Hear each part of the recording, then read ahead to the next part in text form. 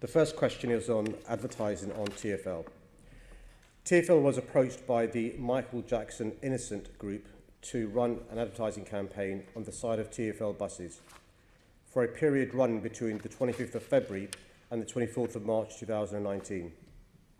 As with other advertising requests, this came through TfL's advertising partner Exterion. The adverts ran on 60 buses. Before TfL accepted these adverts, they sought advice from the Committee of Advertising Practice, the independent body which provides guidance on the acceptability of adverts. On the basis that the adverts complied with TfL's advertising policy, they were accepted. At no point were these ads referred to me or anyone in the Mayor's office. Under TfL's guidelines, it is able to review adverts once they are running, and if upon review it decides that an advert is no longer appropriate, they can be removed from the network. As set out in TfL's advertising policy, Clause H, advertisements can be reviewed and rejected if the content contains images or messages which relate to matters of, and I quote, public controversy or sensitivity. In light of the concerns raised by members of the public and victims' charities about the advertisements, TfL came to the view that it would not accept an application to extend the advertising run and decided it would be appropriate to remove the adverts ahead of schedule. Assembly Member Boff.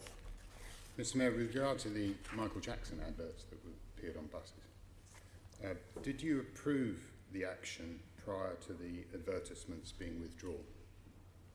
I wasn't aware of them, Chair. You were not aware of the adverts or TfL's actions prior to them being withdrawn? Both. No, thank you. Did you or TfL inform Exterion Media before the order was issued to withdraw the advertisements? So did TfL or did you or TfL inform Exterion Media, the TfL's agent, before the order was issued to withdraw the advertisements? No, I'm not sure it's quite an order. I think it's worth explaining for the purpose of understanding the procedure, how it works. I mean, TfL receives, roughly speaking, 16,000 adverts a year, 50 a day.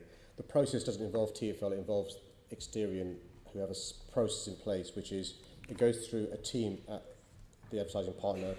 They've got their own specific copy approval terms.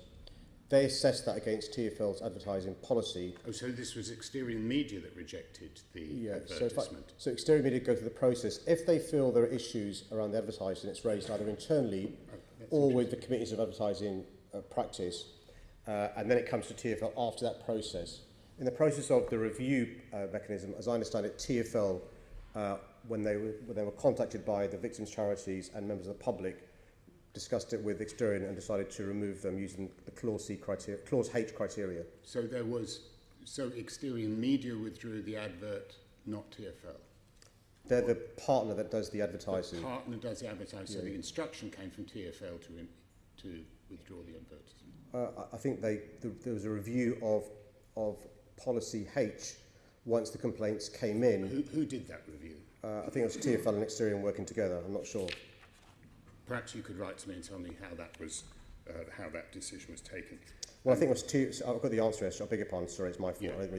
So TfL heard the concerns of members of the public and victims' charities who objected to the adverts, reflected on its position and made a decision accordingly. Was the advertiser informed of the decision prior to the messages being posted by TfL on social media of that decision? I'm not sure, but I'm happy to... If you could write to me with that. Did you or TfL inform the advertiser before the order was issued to withdraw the advertisements?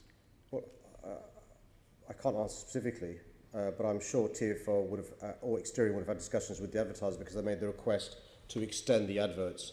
That request was declined, but also a decision was taken using the policy and bearing in mind the concerns raised to remove the adverts in advance of the first tranche. Yeah, so could you write to me and confirm whether or not the advertiser was informed prior to the decision to withdraw the adverts?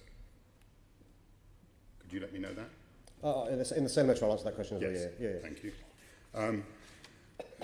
Did TfL meet with the advertiser to suggest alternate wording for the advertisements? Again, I'm not sure, but I can. What I can do, Chair, is asked TfL to write to the Assembly member answering the various questions he's raised Mr. Mayor, today. You summed up the reasons as being a review of Clause H, which said images that concern a public controversy and sensitivity. Yeah. You did, however, allow the People's Vote advertisements on TfL. TfL I think that's did. quite controversial, isn't it? Well, I think the advertising partners and TfL have an advertising policy which they use, and as I said, they receive, roughly speaking, 50 a day, 16,000 across the year, and as I understand it, there's no breach of the policy, and in their view, it's not particularly controversial or sensitive. You don't consider the People's Vote controversial?